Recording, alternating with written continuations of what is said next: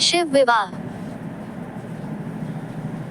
सती के विरह में शंकर जी की दयनीय दशा हो गई। वे हर पल सती का ही ध्यान करते रहते और उन्हीं की चर्चा में व्यस्त रहते। उधर सती ने भी शरीर का त्याग करते समय संकल्प किया था कि मैं राजा हिमालय के यहाँ जन्म लेकर शंकर जी की अर्धांगिनी बनूं। अब जगदम्बा का संकल्प व्यर्थ होने से तो रहा। वे उचित समय पर राजा हिमालय की पत्नी मेनका के गर्भ में प्रविष्ट होकर उनकी कोख में से प्रकट हुई। पर्वतराज की पुत्री होने के कारण वे पार्वती कहलाईं। जब पार्वती बड़ी होकर सयानी हुई तो उनके माता पिता को अच्छा वर तलाश करने की चिंता सताने लगी। एक दिन अचानक देवर्षि नारद राजा हिमालय के महल में आ पहुंचे और पार्वती को देख कहने लगे कि इसका विवाह शंकर जी के साथ होना चाहिए और वे ही सभी दृष्टि से इसके योग्य हैं। पार्वती के माता पिता के आनंद का ये जानकर ठिकाना न रहा कि साक्षात जगन्माता सती ही उनके यहाँ प्रकट हुई हैं। वे मन ही मन भाग्य को सराहने लगे। एक दिन अचानक भगवान शंकर सती के विरह में घूमते घूमते उसी प्रदेश में जा पहुंचे और पास ही के स्थान गंगावतरण में तपस्या करने लगे। जब हिमालय को इसकी जानकारी मिली तो वे पार्वती को लेकर शिवजी के पास गए। वहां राजा ने शिवजी से विनम्रता पूर्वक अपनी पुत्री को सेवा में ग्रहण करने की प्रार्थना की। शिवजी ने पहले तो आनाकानी की, किंतु पार्वती की भक्ति देखकर वे उनका आग्रह न टाल न सके। शिवजी से अनुमति मिलने के बाद तो पार्वती प्रतिदिन अपनी सखियों को साथ ले उनकी सेवा करने लगी। पार्वती हमेशा इस बात का सदा ध्यान रखती थी कि शिवजी को किसी भी प्रकार का कष्ट न हो। वे हमेशा उनके चरण धोकर चरणोदक ग्रहण करती और षोडशोपचार से पूजा करती। इसी तरह पार्वती को भगवान शंकर की सेवा करते दीर्घ समय व्यतीत हो गया। किंतु पार्वती जैसी सुंदर बाला से इस प्रकार एकांत में सेवा लेते रहने पर भी शंकर के मन में कभी विकार नहीं हुआ। वे सदा अपनी समाधि में ही निश्चल रहते। उधर देवताओं को तारक नाम का असुर बड़ा त्रास देने लगा। ये जानकर कि शिव के पुत्र से ही तारक की मृत्यु हो सकती है, सभी देवता शिव पार्वती का विवाह कराने की चेष्टा करने लगे। उन्होंने शिव को पार्वती के प्रति अनुरक्त करने के लिए कामदेव को उनके पास भेजा, किंतु पुष्पायुक्त का पुष्पबाण भी शंकर के मन को विक्षुब्ध न कर सका। उल्टा कामदेव उनकी क्रोधाग्नि से भस्म हो गए। इसके बाद शंकर भी वहां अधिक रहना अपनी तपश्चर्या के लिए अंतराय रूप समझ कैलाश की ओर चल दिए।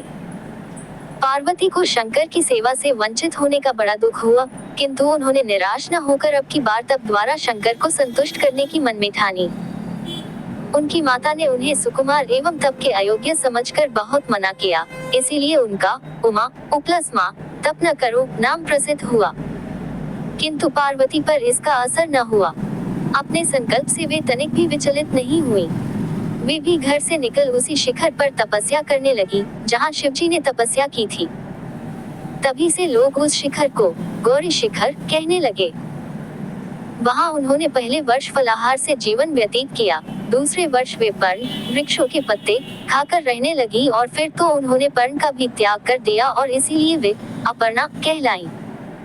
इस प्रकार पार्वती ने 3000 वर्ष तक तपस्या की। उनकी कठोर तपस्या को देख ऋषि मुनि भी दंग रह गए। अंत में भगवान आशुतोष का आसन हिला। उन्होंने पार्वती की परीक्षा के लिए पहले सप्तर्षियों को भेजा और पीछे स्वयं विटुवेश धारण कर पार्वती की परीक्षा के निमित्त प्रस्थान किया। जब इन्होंने सब प्रकार से जांच परख कर देख लिया कि पार्वती की उनमें अविचल निष्ठा है, तब तो वे अपने को अधिक देर तक न छिपा सके। वे तुरंत अपने असली रूप में पार्वती के सामने प्रकट हो गए और उन्हें पानी ग्रहण का वरदान देकर अंतर्धान हो गए। पार्वती अपने तप को पूर्ण होते देख घर लौट आई और अपने माता पिता से सारा वृतांत कह सुनाया। अपनी दुलारी पुत्री की कठोर तपस्या को फलीभूत होता देखकर माता पिता के आनंद का ठिकाना नहीं रहा। उधर शंकर जी ने सप्तर्षियों को विवाह का प्रस्ताव लेकर हिमालय के पास भेजा और इस प्रकार विवाह की शुभ तिथि निश्चित हुई। सप्तर्षियों द्वारा विवाह की तिथि निश्चित कर दिए जाने के बाद शंकर जी ने नारद जी द्वारा सारे देवताओं को विवाह में सम्मिलित होने के लिए आदर पूर्वक निमंत्रित किया और अपने गणों को बारात की तैयारी करने का आदेश दिया। उनके इस आदेश से अत्यंत प्रसन्न होकर गणेश्वर शंतकर्ण, केकराक्ष, विकृत, विशाख, विकृतानंद, दुंदुभ, कपाल, कुंडक, काकपादोदर, मधुपिंड, प्रमथ, वीरभद्र आदि गणों के अध्यक्ष अपने अपने गणों को साथ लेकर चल पड़े। नंदी, क्षेत्रपाला, भैरव आदि गणराज भी कोटि कोटि गणों के साथ निकल पड़े। ये सभी 3 नेत्रों वाले थे। सबके मस्तक पर चंद्रमा और गले में नीले चिन्ह थे। सभी ने रुद्राक्ष के आभूषण पहन रखे थे। सभी के शरीर पर उत्तम भस्म पुती हुई थी। इन गणों के साथ शंकर जी के भूतों, प्रेतों, पिशाचों की सेना भी आकर सम्मिलित हो गई। इनमें डाकिनी, शाकिनी, यातुधान, बेताल, ब्रह्मराक्षस आदि भी शामिल थे। इन सभी के रूप, रंग, आकार प्रकार, चेष्टाएं, वेशभूषा, हाव भाव आदि सभी कुछ अत्यंत विचित्र थे। किसी के मुख ही नहीं था और किसी के बहुत से मुख थे। कोई बिना हाथ पैर के ही था तो कोई बहुत से हाथ पैरों वाला था। किसी के बहुत सी आंखें थीं और किसी के पास एक भी आंख नहीं थी। किसी का मुख गधे की तरह, किसी का सियार की तरह, किसी का कुत्ते की तरह था।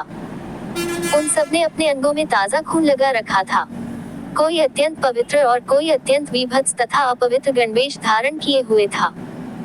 उनके आभूषण बड़े ही डरावने थे। उन्होंने हाथ में नर कपाल ले रखा था।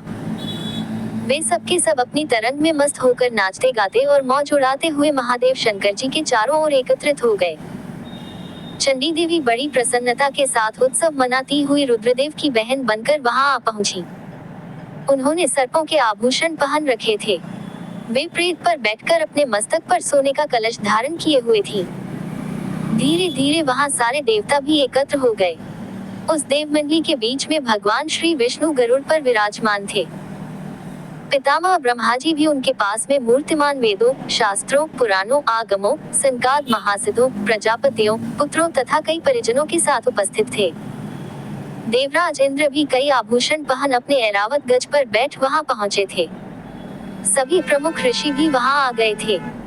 तुम्बुरु, नारद, हाहा और हुहु आदि श्रेष्ठ गंधर्व तथा किन्नर भी शिवजी की बारात की शोभा बढ़ाने के लिए वहां पहुंच गए थे। इनके साथ ही सभी जगन माताएं, देवकन्याएं, देवियां तथा पवित्र देवांगनाएं भी वहां आ गई थी। इन सभी के वहां मिलने के बाद भगवान शंकर जी अपने स्फटिक जैसे उज्ज्वल, सुंदर वृषभ पर सवार हुए। दूल्हे के वेश में शिवजी की शोभा निराली ही छटक रही थी। इस दिव्य और विचित्र बारात के प्रस्थान के समय डमरुओं की डम डम, शंखों के गंभीर नाद, ऋषियों महर्षियों के मंत्रोच्चार, यक्षों, किन्नरों, गंधर्वों के सरस गायन और देवांगनाओं के मनमोहक नृत्य और मंगल गीतों की गूंज से तीनों लोग परिव्याप्त हो उठे। उधर हिमालय ने विवाह के लिए बड़ी धूमधाम से तैयारियां की और शुभ लग्न में शिवजी की बारात हिमालय के द्वार पर आ लगी।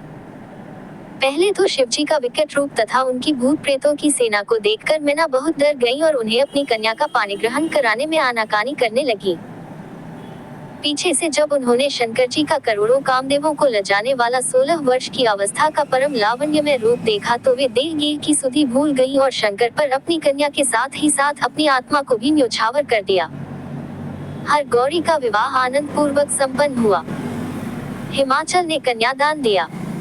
विष्णु भगवान तथा अन्यान्य देव और देव रमणियों ने नाना प्रकार के उपहार भेंट किए। ब्रह्मा जी ने वेदोक्त रीति से विवाह करवाया। सब लोग अमित उत्साह से भरे अपने अपने स्थानों को लौट गए।